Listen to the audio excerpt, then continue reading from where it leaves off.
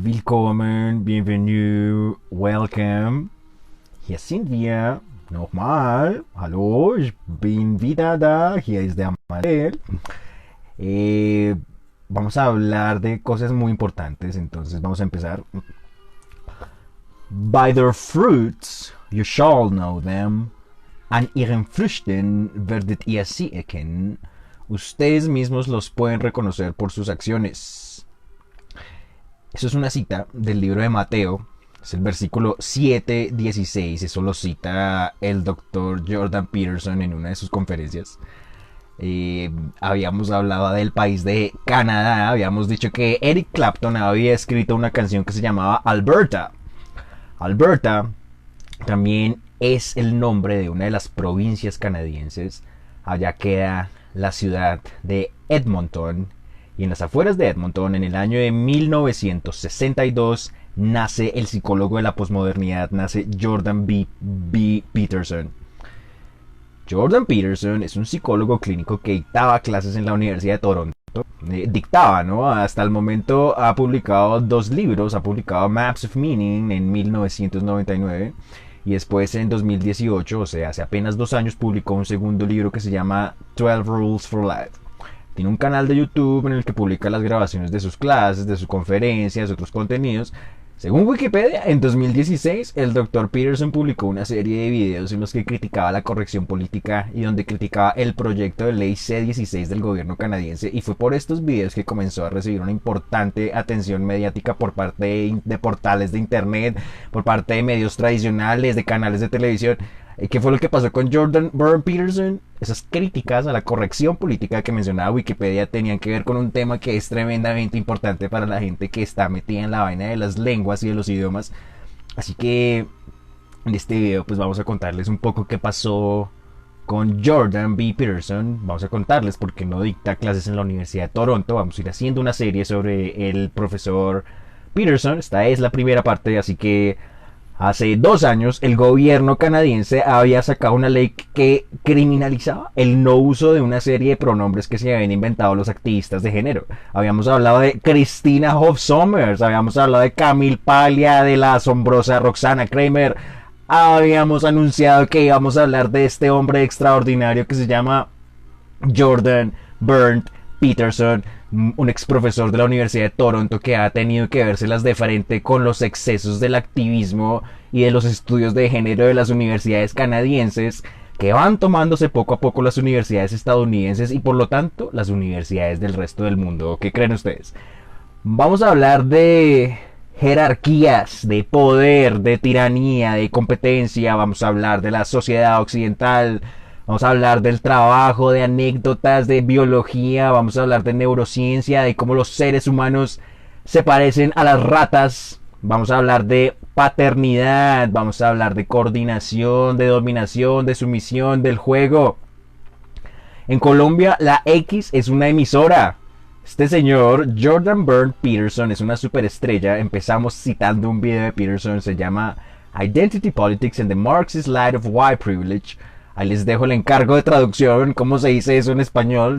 Identity Politics and the Marxist Light of White Privilege. Entonces vamos a hablar de nexos ideológicos, de temas confusos, de coexistencia, de existencialismo, de traumas de la niñez, de Freud, de Dostoyevsky, de Crimen y Castigo.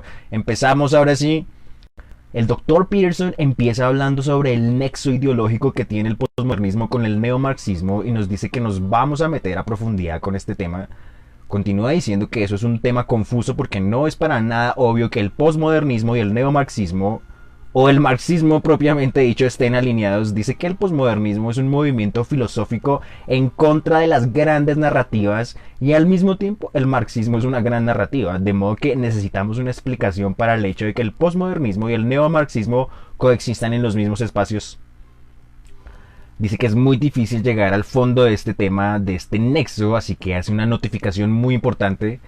Dice que no vamos a llegar al fondo de este tema, sino que vamos a ir más allá del fondo, más allá de lo que él había podido llegar antes en este tema, intentando descifrar el nexo que tenía en el posmodernismo y el neomarxismo. Empieza con unas definiciones a las cuales vamos a volver más adelante mientras vamos hablando.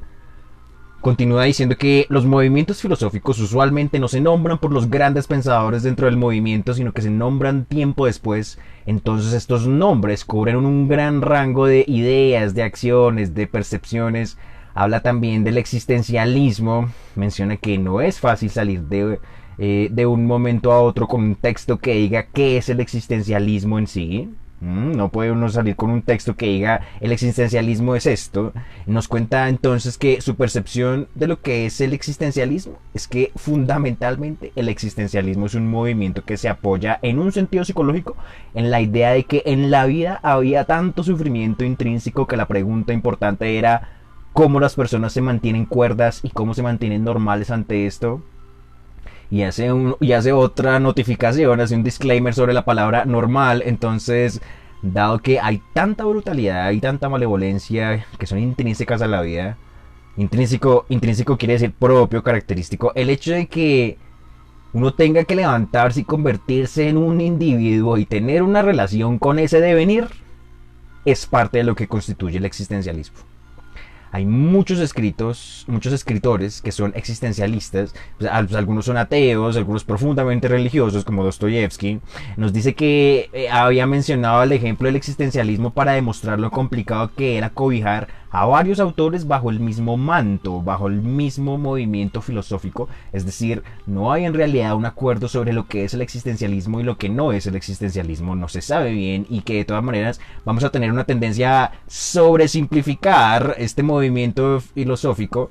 Así que con el postmodernismo pasaría lo mismo, dice Peterson. Así que partiendo del hecho de que vamos a hacer sobresimplificaciones, dice Peterson que podríamos pensar que el posmodernismo es una actitud de escepticismo, una actitud irónica, una actitud de rechazo ante las grandes narrativas, ante las grandes retóricas, ante las ideologías, ante el universalismo, y eso también incluye las nociones objetivas de razón, de naturaleza humana, de progreso social, de verdad absoluta, todas esas nociones son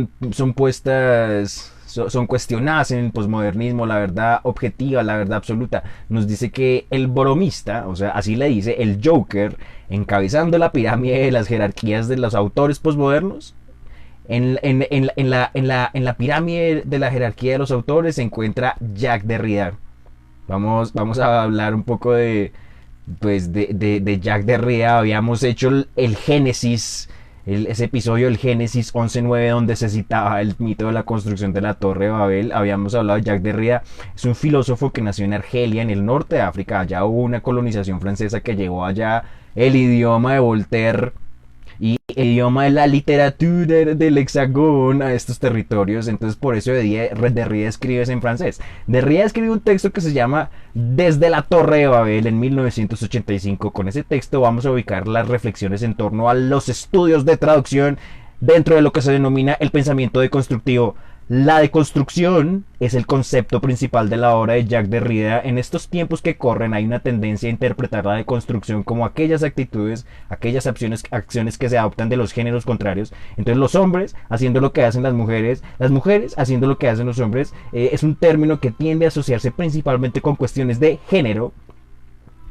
Habíamos dicho que le íbamos a dar luz a ese concepto de la deconstrucción desde la perspectiva de los estudios de traducción, desde la perspectiva de la traductología, de la comparación de las lenguas del mundo y sus hablantes, desde la importancia de la reflexión sobre el lenguaje en nuestras vidas. Entonces el profe Sergio Bolaños, en su introducción a la traductología, había presentado unas citas del ensayo de Derrida que se llamaba De Tour de Babel, desde la Torre de Babel. Siguiendo a Bolaños, Derrida notaba que el nombre propio Babel era intraducible y en ese sentido no pertenecía a las palabras de la lengua, no pertenecía al sistema de la lengua que se podía traducir. Como un nombre común, Babel es un sustantivo que significaba confusión. De esta forma, Babel era un nombre propio y un nombre común. Era un nombre propio porque era un topónimo, un nombre de una ciudad, y al mismo tiempo era un sustantivo común que podía significar más o menos confusión, confundir.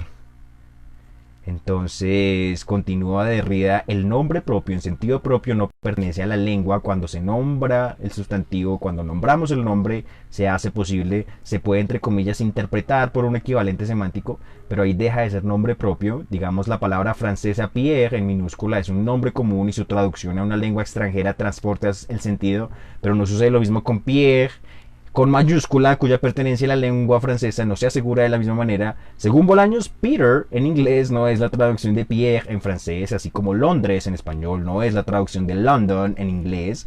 En otras palabras, Derrida nos hablaba acerca de la indeterminación que tenía el sentido y que tenía el significado y que tenía en el nombre y que tenía el sustantivo. Entonces por eso Derrida se había preguntado, ¿qué significa Babel? When we say Babel today, do we know what we are naming? Y ahí era cuando habíamos dicho que cuando nos hacemos la pregunta por el significado de las palabras de las lenguas que no conocemos, por palabras en idiomas que no sabemos, en inglés, en francés, en alemán, entonces ahí nos estamos remitiendo al concepto principal de la obra de Jacques Derrida, y ese concepto se llama la deconstrucción. Habíamos traído a nuestro relato la cita de Bolaños. Para Derrida, la multiplicidad de las lenguas es el resultado de la construcción de la Torre de Babel y constituye la deconstrucción, constituye la búsqueda, constituye la construcción de una lengua universal que da como resultado la diversidad, da como resultado la deconstrucción de una lengua universal en muchas otras lenguas. Y este acto de construir y de construir implica al mismo tiempo la posibilidad y la imposibilidad de la traducción. En el comentario de Derrida, Bolaños había dicho que Derrida iba mucho más allá en cuanto a la perspectiva mesiánica de la traducción. Decía que esa perspectiva se presenta de manera explícita en el ensayo. Bolaños había entendido que Derrida ponía el énfasis de las reflexiones en la literalidad, en la letra o en lo que en el marco del pensamiento sociriano se conocía con el nombre de el significante. Entonces habíamos visto que esa era la discusión acerca de la indeterminación del significado del sentido. Era un relativismo radical del cual también nos habla el doctor Peterson. Esta fue la primera parte de estas traducciones que estamos haciendo de Jordan Byrne Peterson, un hombre extraordinario. Recuerden que estos son los espacios en los cuales las culturas, los pueblos y las lenguas interactúan. Son los espacios de habla inglesa, espacios de habla alemana, espacios de habla francesa, de otras hablas. Ich bedanke mich für die Aufmerksamkeit. Ich wünsche euch ein schönes Wochenende. Tschüss.